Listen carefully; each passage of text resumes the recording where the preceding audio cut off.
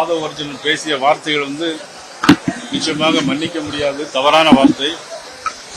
அது குறித்து ஏற்கனவே பாரதிய ஜனதா கட்சியுடைய சார்பாக மதிப்புக்குரிய எங்களுடைய கட்சியை சேர்ந்த அர்ஜுனமூர்த்தி அவர்கள் ஒரு விளக்கமான அறிக்கையை கேட்டிருந்தார்கள்.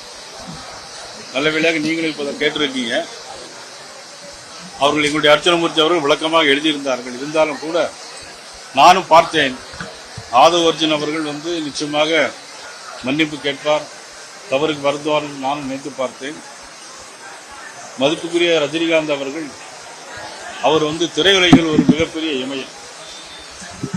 பன்னெடுங்காலமாக திரையுலகில் ஒரு முடிசூடா மன்னனாக வாழ்ந்தவர், மிகச்சிறந்த ஒரு ஆன்மீகவாதி. ஜாதி மதம் இனம் மொழிகள் எல்லாம் கடந்து அவர் ஒரு சித்தர் புருஷர் போல உள்ளவர். இன்றும் கதாநாயகனாக வலம் வந்து கொண்டிருக்கின்ற ஒரு அற்புதமான ஒரு தலைவர், மிகச்சிறந்த நடிகர், பால்கே விருது பெற்றவர். அவரை பற்றி நேற்று ஆதவ் அர்ஜுன் அவர்கள் பேசியது என்பது உண்மையிலேயே வருந்தத்தக்கது. நானும் மதிப்புக்குரிய விஜய் அவர்கள் அதை கண்டிப்பார், அது குறித்து மறைத்து சொல்வார் என்றாலும் எதிர்பார்த்தேன். நிச்சயமாக அவர்களிடம் அதை எதிர்பார்க்க கூடாது என்றுதான் நினைக்கிறேன். உண்மையிலே வருந்தத்தக்க செய்தி அது. உண்மையிலே ரஜினிகாந்த் ரசிகர்கள் அதை ஏற்றுக்கொள்ள மாட்டார்கள்.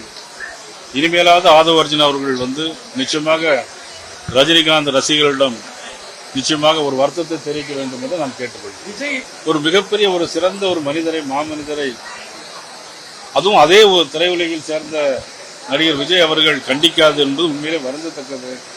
இது அவருடைய குணநலத்தை பிரதிபலிக்கிறது.